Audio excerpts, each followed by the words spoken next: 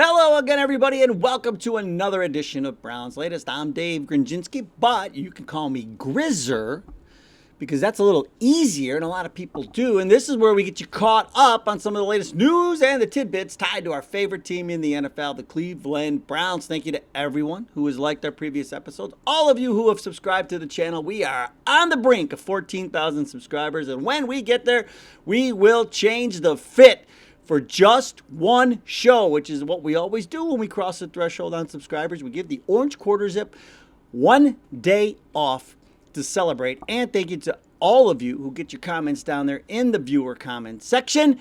I can't thank you enough. It's such a big part of this show. And in fact, all of the topics on today's show have been inspired by viewer comments. So there you go. So speaking of our big show today, it's the day after Myles Garrett was officially named the Defensive Player of the Year and Carson Schwartz officially named the Defensive Rookie of the Year.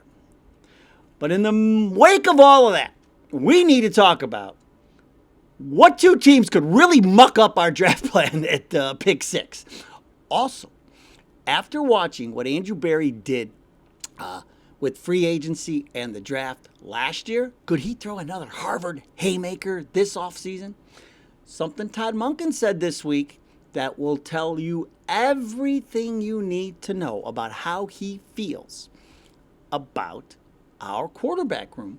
And in the viewer comments, why you shouldn't underestimate the power of a coordinator. Oh, okay, all right. But first things first, maybe a little premature, but I'm getting a little nervous about the Browns draft plan. Not because I think there's no way you can screw this up, but there are a couple of teams in front of us at 6 that really could screw this up for us. And this idea popped into my head when we got this viewer comment from Tim Green, 8432, who said, I would take a wide receiver at 6 no matter what. And I was like, ugh, I don't know if I can commit to that because what happens in front of us? And so let's take a look. Here's the order. The Raiders are taking Mendoza. We know that. Now, no other quarterbacks expected to even go in the top 10. I mean, Simpson and Chambliss are your other top 3. After that, man, they're like these there are no quarterbacks in this draft, man. There's nothing going on. But as of now, I don't know why the Jets wouldn't take a quarterback. I have no idea why the Jets wouldn't just take a gamble on Simpson or Chambliss. But a lot of people say they're going to take Ohio State's edge, Arvell Reese. The Cardinals, that another team, could potentially muck up some of our plans because they're expected to take an offensive tackle, probably Maui Goa from Miami. So that factors into our plans. Then you got the Titans. This is where it starts to get, these are the two teams that I think could really mess up our plans. Tennessee and the Giants. Because for whatever reason, a lot of these experts think Tennessee's going to take Reuben Bain the edge. Now, here's what I say, though. There's no way they're going to take an edge because they drafted their quarterback last year. And they have absolutely no wide receivers. I mean, they got that DK and that Iramora, but they're a number 2 and a slot guy. Like, they don't have a number 1 wide receiver. Calvin Ridley is, is not the guy. They need a wide receiver 1. So I could 100% seeing them take Tate. Maybe they take Lemon. Here's my thing. I don't want a smaller receiver. I don't want Lemon. I don't want Tyson. Tyson because he gets hurt all the time too. I want a big receiver. So when I say they're going to take one of our guys, I don't want them to take Tate because he's a bigger receiver. And the same thing goes for Denzel Boston, but Boston is projected later. But Tennessee could really muck up our plans, and so could the Giants by taking Tate. Either one of those teams. Or what if Tate and the top 2 offensive linemen are off the board and we get the 6? And here we are. We're sitting there and we're like, okay, well, the best wide receivers off the board. The two best offensive linemen are off the board. Well, what do? Well, big truck driver, 901, has the answer. He says if Caleb Downs is still available at 6, I'm getting him. He's a generational talent. And there you go. Is that the route you go? Because I don't think anybody is going to fault you if you pivot. If Tate is gone and the top, let's say Fano and Maui Goa are both gone, I don't think anybody's going to fault you if you take Caleb Downs and add him to this defense. The other thing about Downs is he can return punts for you too. The guy, you just get the ball in his hands. I mean, you can use him like Travis Hunter maybe, even get him, give him some plays on offense. I don't know.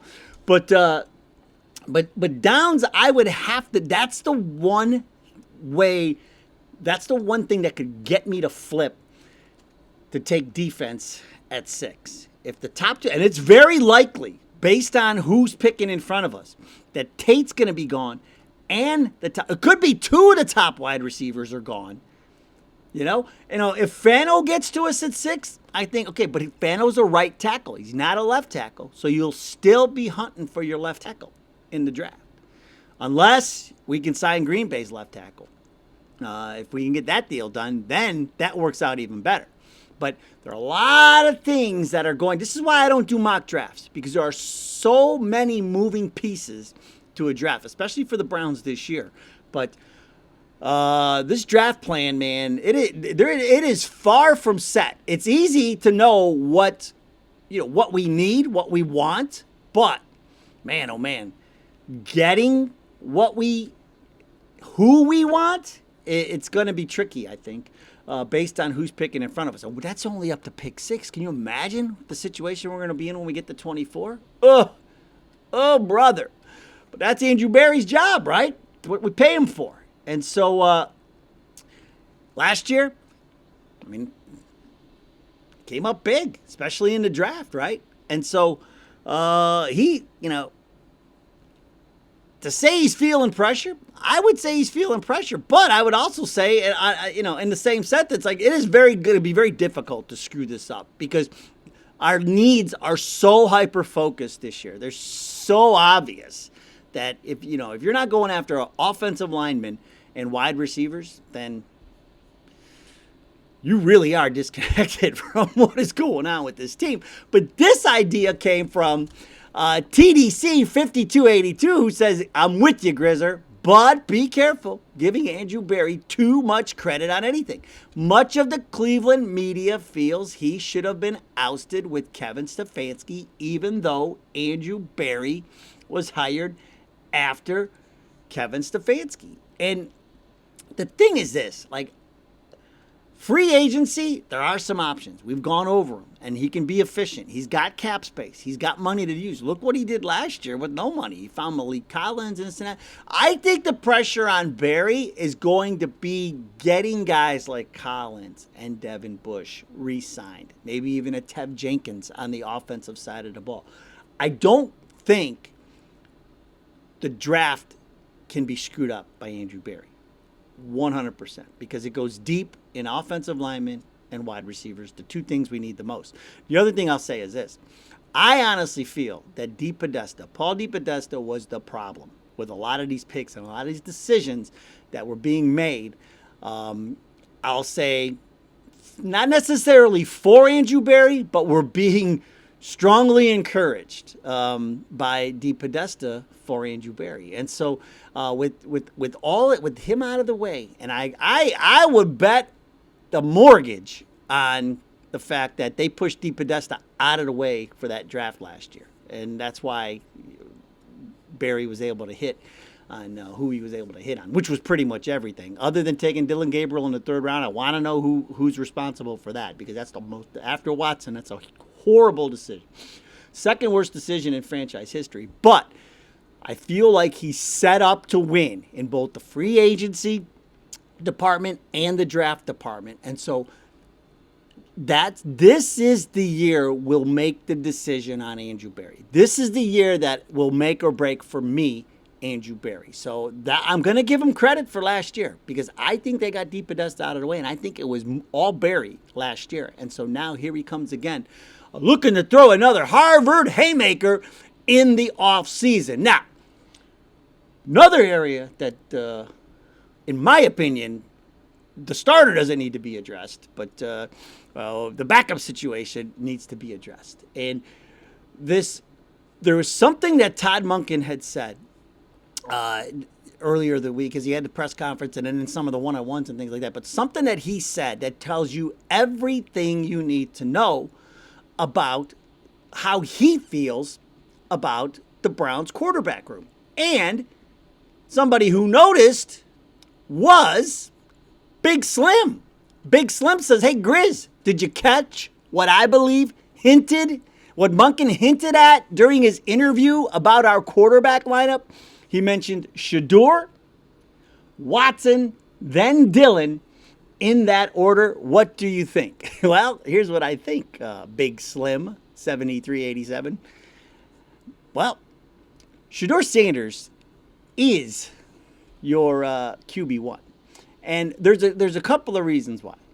Not only did he list them in that order, he also said this when asked about what do you look for in a quarterback? What are the traits you look for? And this is Todd Monken who said, well, I'm just going to start with the personality traits. I mean, when you talk about who's going to lead this team, who has the it factor? Who has those characteristics that the team wants to follow and believes in them? Because the ball's in their hand every down. This game is going to come down to 2-minute situations, 4-minute situations, where you've got to be able to execute the high level. And we're just talking about some of the characteristics that you're looking for, let alone some of the physical traits that we'll get a chance to talk about later. Now, who does that sound like? Let's think about it. Let's see. Who's got the great personality? Who's got the great characteristics and the team behind them? I don't know. Were there tweets going out as soon as we drafted him from people like Denzel Ward? Yeah, I think there were. Who led a couple of 2-minute drives, a couple of 4-minute drives? There was a Tennessee game, the Cincinnati game. Who was there? There was a quarterback that did, and then all these characteristics. And the first Andrew Berry, the first Pro Bowl draft pick, became that's Shedeur. Monken 100% is saying it without saying it. And then for everybody, Shedeur Sanders is the starting quarterback of this team. And for everybody who wants to step in here and go, oh, Deshaun Watson, they're paying him. I'm going to remind you of this quote from the guy who owns the team. This was 1 year ago. Jimmy Haslam said, we took a big swing and a miss with Deshaun. We thought we had the quarterback. We didn't, and we gave up a lot of draft picks to get him. So, we've got to dig ourselves out of that hole. This was an entire organization decision, and it ends with D&I, so hold us accountable. We took a big swing and a miss with Deshaun. We thought we had the quarterback. We didn't. End of story. When the guy who owns the team calls you a big swing and a miss and says, we thought you were our quarterback, but you're not, that tells me you're not the quarterback. So for everybody who keeps saying Deshaun Watson is going to be part of this picture, you got to stop because he's not. And Monken knows it. Like I said, if anything, if Monken could get him to backup status, that's going to be it. But I guarantee you, Jimmy, there is not a Browns fan within 400 million miles of Cleveland that ever want to see Deshaun Watson take a snap wearing brown and orange ever again, unless it's for Cincinnati. That's it, man. Maybe if he shows something in training camp, we could do like we did with Pickett and Flacco and flip him for draft picks or something later. But he is nothing more than a backup. And is he a little better, just from a physical standpoint, physical characteristic standpoint? Is he a better option than Dylan Gabriel? Yes, he is. So going back to the Big Slim and what Todd Monken had said, Shedeur, Watson, Gabriel, 100%. Those are the order. That's the order of your quarterbacks heading into what will eventually be OTAs and mini camp and training camp and going forward. 100%. Todd Monken has told you everything you need to know. He said it without saying it. Shedeur Sanders is, without a doubt, the starting quarterback of the Cleveland Browns. And if you want another hint, just go look at the Browns social media. You can't go 2 posts without seeing Shedeur. So we are hitching our wagon to Shedeur.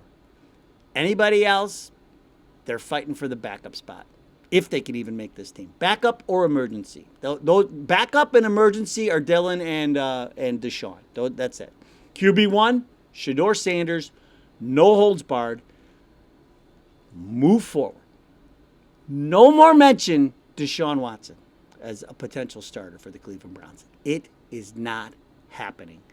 If the owner of the company says, we really screwed up with you, chances are he doesn't want you working for him anymore. So, I mean, I'm not the smartest guy in the world, but that's what that tells me. Okay, now, what's always really smart is doing the viewer comments, because you guys are way smarter than I am. And we'll start today with David Kalmar, who says, well, I will say that I am optimistic about Cleveland's chances for being a great team next season, but I think it also depends on the draft and free agency. And David Kalmar, your comment also part of the reason why I wanted to talk about draft and free agency today. It's because I really feel like the Browns couldn't have asked for a better spot to be in. To have Shedeur Sanders as your QB1 in a draft that has no quarterbacks, and everything we need, our biggest needs, are so deep. And so, David Kalmar, I'm telling you, man, this is setting us up perfectly. And we're going to talk a little bit more about how closely related. Tomorrow, we're going to talk about this. We'll have the prediction pen, but we're also going to talk about this. How closely related the Browns situation is to what New England and Seattle, your 2 Super Bowl teams, what the situation they were in. Not New England just last year, in Seattle not long ago. And the possibility for the Browns to go from worst to first is, to me, it's 100%. I honestly believe we are going worst to first in this division next year. And it's based on what you're saying, David. We will get free agency in the draft. Right. Andrew Berry will nail it. True, honestly, 1327. People, and this is what we teased at the top. He makes a great point. True, honestly, 1327. People are so quick to dismiss coordinators thinking that the talent can carry it. We're talking about the Jim Schwartz situation. Still unresolved. But I'm giving it until the end of next week. I'm hoping to, because Miles is on the Jimmy Fallon show, tackling Jimmy Fallon, and, they had the award ceremonies and everything. Everybody's got stuff to do this week. The Super Bowl, they're at the Super Bowl, I think next week they'll get some of these guys in here. And they'll say, Coach, they'll talk to him, and then that'll be the last-ditch effort. If Jimmy doesn't come around, if the Schwartz is not with us after that, then the Schwartz won't be with us, and we'll have to move on. But True Honestly says, people are so quick to dismiss coordinators thinking that the talent can carry it. The Browns need to learn from the Lions. Ben Johnson left behind all of those talented offensive ingredients, and this past season was terrible. Don't undermine the chef. Jim Schwartz may not be as replaceable as one may think. And that's a great example of a coordinator who pieced out. Well, he became a head coach. And Detroit, man, they didn't really look the same, did they? And you could also say, I mean, look at the teams that have the good coordinators, and what's going to happen to Seattle after this year when Kubiak goes and takes the Raiders job. It's a thing. I agree, but I do think we have some internal candidates who understand the defense that we can promote, or there are people who run this defense similarly to Schwartz. The biggest thing I think with this is player mentality. The psychology of all this stuff, you can't put a price tag on that. And that's where I think the problem is, because if they believe in the guy who left, and then you put in this other guy and out of the gate, you're like, what is he doing? And they're not believing in him, you're toast. That would be the biggest concern. That's why I'm leaning more towards, a Tarver or a Banda for the Browns to take over at DC if Jim Schwartz is not part of the picture. I'm still holding out hope that cooler heads are going to prevail. So that's where I'm at. I think we'll get him back. William Beznaska. Now that's a neighbor. That's an old neighborhood name right there. William Beznaska says, this is how I would handle the Jim Schwartz situation if I were Todd. I would buy him lunch and have a discussion. The discussion would go like this. I have no intention of interfering with your defense. Look, Jim, I just turned 60. You turned 60 on June 2nd. We are not getting any younger. So let's align our bucket list like this. 1, build a playoff caliber team. 2, get to the AFC Championship game. 3, win the Super Bowl. Let's work together and do this. Yeah, I mean, can a rah-rah speech do it? I think if he does a rah-rah speech with Myles Garrett, Denzel Ward, and Carson Schwarzenegger, and Mason Graham, and Del Pitt, and everybody standing behind him, Tyson Campbell, if you got everybody behind Monken and Schwartz sitting there and going, let's go, man, let's do this. And then I'll throw a big bag of money on top in his lap. That would help too. But I agree. I'm all for the rah-rah, man. Let's see. You got to get him to come around somehow, some way. I would throw everything at it to see if he'll come around. And once he does, then it was nice to hear Myles Garrett during his speech call the Browns, said the Browns is a great, the Browns being a great organization. So it does look like he's behaved this whole week out, with the Super Bowl going on. Completely different look from what last year when he was ragging on us every single chance he got. So Myles, for him to say that, I think this is part of the plan, man. I think hopefully he can get Schwartz to understand, listen, man, this is not such a bad thing, please. And then if he goes and the defense balls out again, he could be he'll be a head coach candidate again next year. So great take, William Beznaska. Jake Gordon, 88. Once the new stadium is built, do you realize how much season tickets and PSLs are going to be? My dad has been a season ticket holder ever since 76, but we are not going to be able to afford it anymore, unfortunately. I get it that Jimmy Haslam can't handle the cold and wants to make as much cash as he can with having other events as well, but I don't think I can root for them after they become the Brook Park Browns. It's not the same having having the Muni Lot, the tailgate in, and the infamous swirling winds off the lake. I'm going to miss those days. He is the new Art Modell of Cleveland. This goes way beyond any of that. And everybody wants to, this is, to me, not a blame Jimmy Haslam for moving the Browns out of Brook Park situation. This is a win-win. In my opinion, I grew up in Cleveland. I grew up 5 minutes from the lake, 5 minutes from downtown. I grew up. To me, I've been hearing for 1,000 years that we're going to redevelop the lakefront. We're going to do this, and we're going to do that with that. But one of the first things that always come up, well, it's hard to do because the stadium is there. Well, this is a win-win because you're going to get this multi-event facility near downtown, right by the airport. We're going to get so many more events, and we're probably going to get a Super Bowl at some point. Final Four, they're going to be because it's going to be so easy to get to. And now there's no excuse. Redevelop the lakefront. I go to so many places, like Baltimore. I mentioned Baltimore. You go to Chicago. You go to all these other places that have water, that have and they're running. We would take the kids to all these things. They have pirate ship rides. Even Annapolis in Maryland. We went on a pirate ship ride with the kids. To be able to use their water and use their lakefront. Everything. Now we can do it.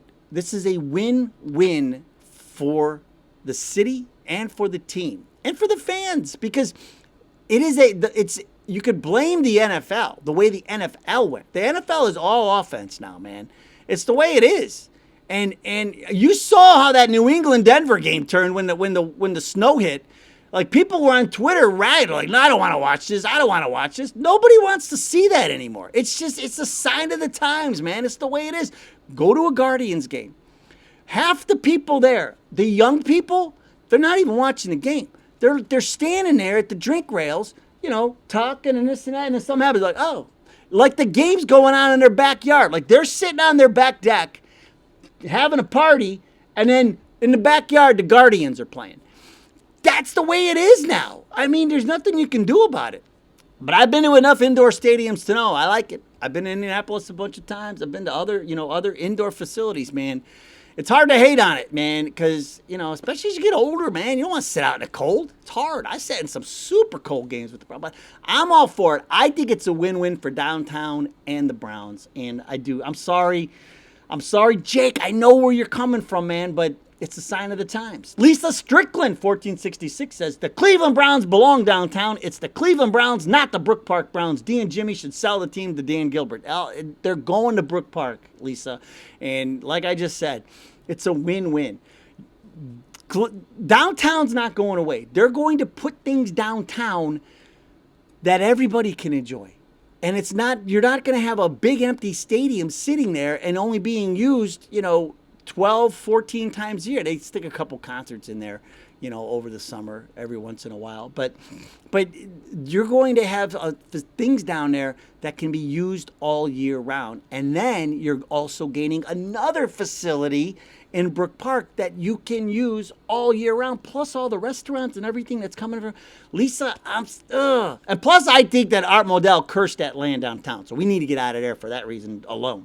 But that's what I think, Lisa and Jake. I'm old school, man. I grew up 5 minutes from there, but still, I see the possibilities going into the future, man. Things change, people change, teams change, locations change, stadiums change. It's just the way it is. We'll end today with Riker Blackwood -Y8W. Riker Blackwood, down there in North Carolina.